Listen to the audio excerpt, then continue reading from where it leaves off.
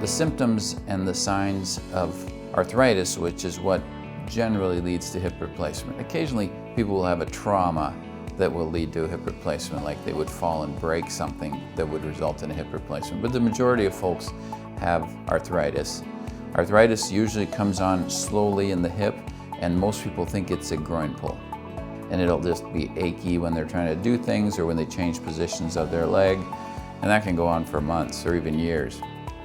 Then as the arthritis gets worse, i.e. the cartilage continues to wear away in that hip, they'll start noticing stiffness. They'll notice that they have difficulty reaching down and touching their foot. They have difficulty putting their own shoes on, and that affected leg just will not move like the other side. It'll limit their ability to walk distance, and then it'll limit their ability to sleep. Once they start to hurt at night, it gets to the point where when people aren't sleeping and they can't find any relief, that's when you're generally looking at potentially hip replacement. Typically, people who have inflamed tendons or an inflamed bursa will experience the pain on the outside of their hip, sometimes going into their thigh, sometimes up into the buttock area. People who have hip arthritis more frequently will perceive the pain deep in the groin, deep in the front of their hip. There are things you can do to avoid hip replacement at that point, or at least postpone hip replacement.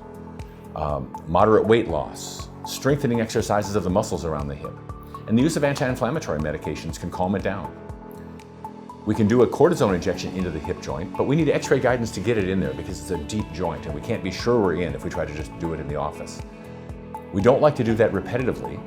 We'll often do it just to see, is this pain really coming from your hip, or could it be a back problem that's mimicking hip arthritis? Because getting the right diagnosis is important. But if people get very good temporary relief after injection, if the pain comes back that's now limiting their daily life, they can't function well, climb stairs well, go out and socialize and do the things they need to do, hip replacement may be the thing to start thinking about.